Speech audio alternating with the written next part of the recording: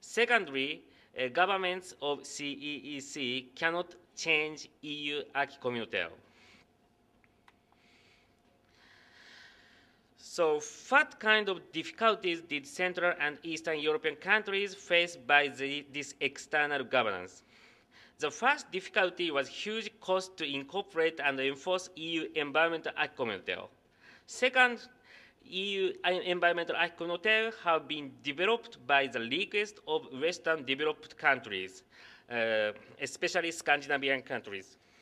Thirdly, the need to import EU environmental acquis communautaire prevented CEEC's government from dealing with own priority project, more cost-effective and appropriate policy instrument.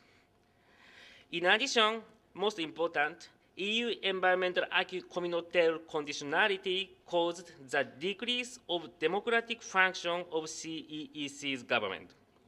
The people in CEECs couldn't choose the best policy on social and economic problems, and political party also couldn't compete regarding these policies because these countries blindly had to accept EU acquis communautaire as it was. Thus, EU gave very serious anti-democratic influence to accession candidate countries.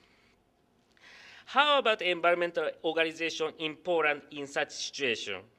In the latter of the 1990s, Polish environmental organization established the expanding network of lobbying by umbrella organization over European countries and began to dialogue with European Commission. In this way, analyzing Polish transition and EU accession process from the perspective of environmental policy sector, I can point out not only vertical relation between EU and Poland by acquis communautaire, but also horizontal relation, including EU environmental governance. So I would like to show you the Pan-European Environmental Ministerial Conference, so-called EFE process, but I have only 3 minutes.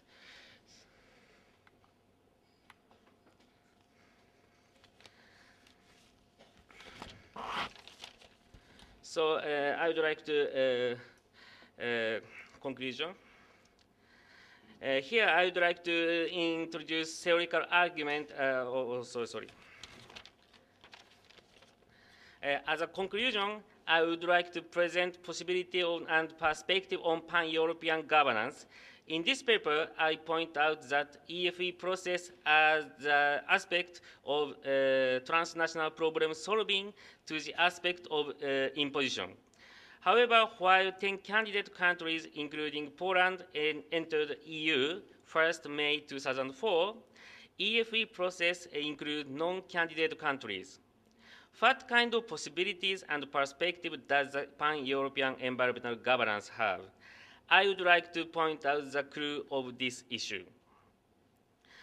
In 2002, the wider Europe framework, which makes the driving line regions around EU democracy and coexistence area, has already argued. Now, EU expected that these neighbor countries coordinate EU acquis communautaire to have common values and efficient administrative institute. In short, wider Europe intends the exportation of EU origin policies and institutions to neighbor countries for stability and prosperity in pan-European sphere. Is it possible to achieve these intentions of EU?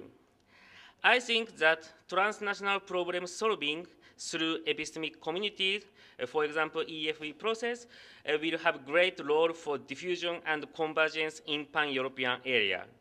The arguments in EFE conference and the preparation process will have the possibility of convergence in norms, values, and policies. On the other hand, if EFE process will be used by the measure of the one-way imposition of EU policies, oppositions of neighbor countries will be expected. So, conclusion. So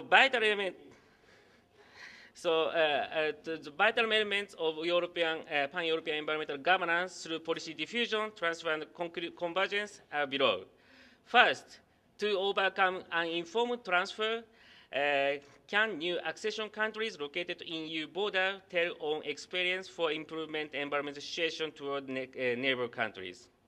Second, to overcome incomplete transfer, can EU assist neighboring countries to improve their political and economic system to function environmental policy effectively? Third, to overcome inappropriate transfer, how to establish pan-European environmental policy system considering cultures and customs. Thank you for your listening.